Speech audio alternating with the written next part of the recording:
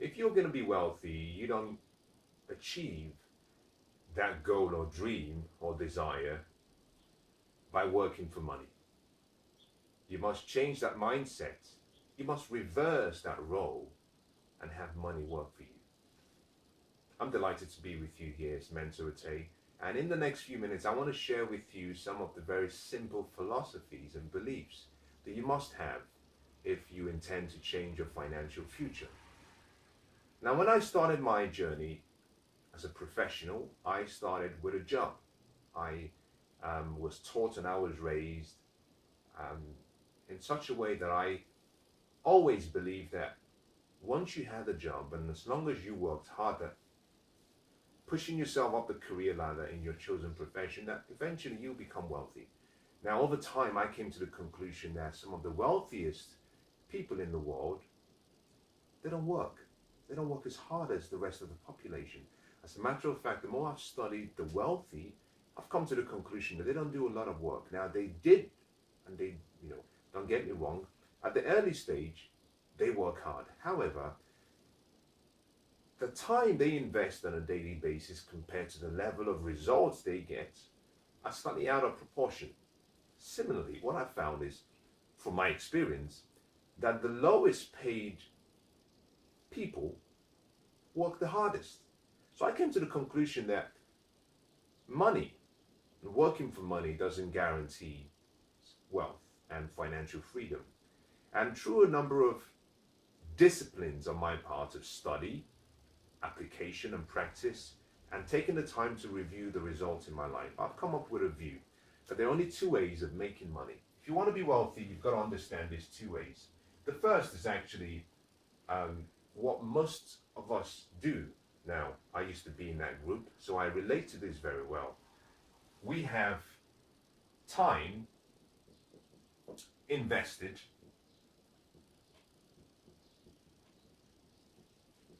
to earn money. And by this, I simply mean that we work for money. This is the traditional approach that most people use. Unfortunately, it's obsolete and it will not create wealth. About 95 up to 97% of the population follow this method. We work for money. The difficulty with this approach is that you are the servant. In other words, a slave. Let's make it more. Money is the master. The task, I like to call it taskmaster, meaning it's the boss. The problem with this approach is that you're investing the most important asset you have, which is your time. And I found from experience that if you follow this approach, unfortunately, you will spend your whole life working in a job and all you will get is security. And the problem is, even in that security, you will always have fear that most people have. You will have anxiety, primarily because you know that your value is decided by other people. You have no control. The two types of control you need, one is called an internal locus of control, one is called an external locus of control. Everyone who has a job technically has no security because a job doesn't provide you with security. Someone else gets to decide whether that job position remains. And in many cases, the demand-supply requirements of what you do as part of your chosen profession always affects you. So you have an external range of influences that control whether you remain in the same position. That's a terrifying place to be. And that's the reason why most people fear either getting laid off or perhaps not having a job. The second way of earning money or creating wealth is what I consider to be the best way. And this is where you have money work for you. Now you might be thinking, how is this possible? I don't get it. With option one, you're working for a job. With this option, you're working to acquire assets through investments, and you put these assets and investments to use. Now, this begins by what I call resources. Now, these resources will come in the form of people,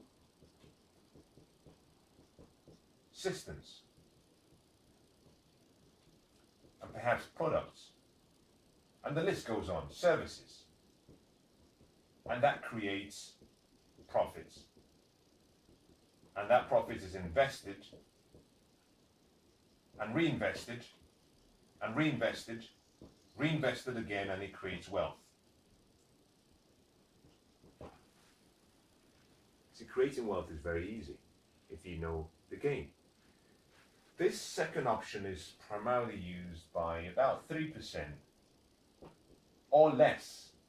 Sometimes it goes down to about 1% of the population. And the reason is because very few are taught on how to make this a reality. We get this easy from school primarily because we're taught academic and professional education, and both are focused on you getting a job and doing well in a job. So you're trained to work for other people. However, if you want to become wealthy, you must learn, and in this instance, first you must learn how to become a servant. Not to money, but you must learn to serve people. This is what the greatest commandment says. If you want to become the greatest, you must become the servant. You must serve people with your gifts. You must create value. You must look for problems around you and solve them. And as a result of you creating value for people, you're compensated. If you spend your lifetime working for money, you will only be secure. You will always be financially dependent. If you want to be financially free, you must switch. You see, the whole purpose of having a job, in my opinion, is not to work for money.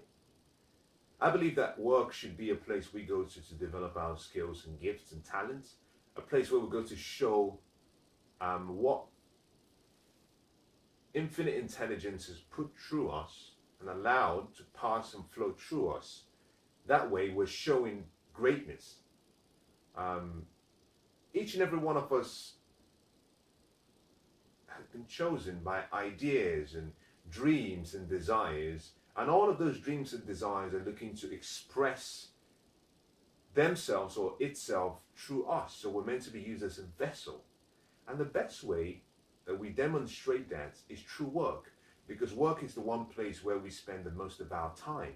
If we spend more than 50% of our waking day at work, so it's the best place to show that greatness and to be able to influence and reach people and change lives. And so to go to work for money is a really, really sad way to live. Now, you can get money as a compensation, but you should really be working for joy and for fun. And that's the reason why people who have found their purpose in life or passion will tell you that they do not work. They tell you they're having fun. They tell you they're having a great time.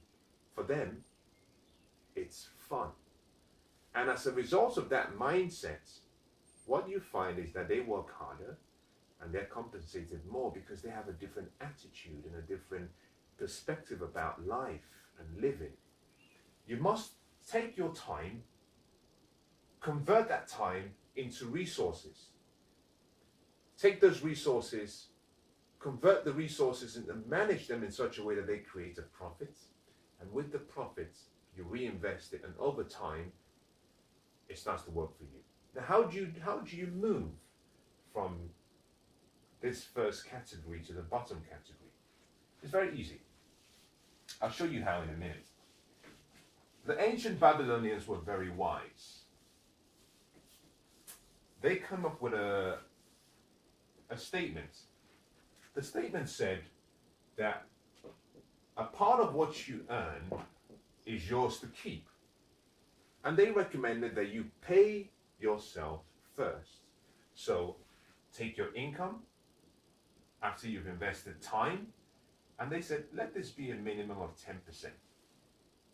Take this 10%, find a way to invest it. Invest smartly, invest actively, invest wisely. With this investment, you have an asset now. It creates a profit. Take this profit and do not spend it. You see, there's a formula for wealth and there's a formula for poverty. Poor people earn, the first thing they do is spend, and finally, if there's anything left, they save. Unfortunately, by the time they've spent everything, they have zero to save. The wealthy, on the other hand, they earn the same amount of money, but the first thing they do is they invest. So they apply the pay yourself principle. They then spend what's left, and if there's any surplus, they save, but they save passively with the intention of reinvesting. You take the profits you've earned, but you don't spend the profit. You reinvest the profit. This is a process called compound. And over time, what you find is the original capital you had plus the profits continues to multiply until you get to a point where the total income you're generating from your assets is greater than the income you're generating from a job. Once that time comes, you don't have to work any longer. You can then leave your job and focus on creating more income sources, investment income sources. And the most great, in my opinion, the most fulfilling part of this whole process is it allows you to then spend your time doing what you love, especially if work is not your passion or your calling or what gives you fulfillment. It's really that simple. The key is that you go to work to learn the skills needed in such a way that now you can provide more value by having money work for you. If you want to be wealthy, you must reverse the roles. You must have money work for you. You cannot work as a slave all of your life and expect to be wealthy.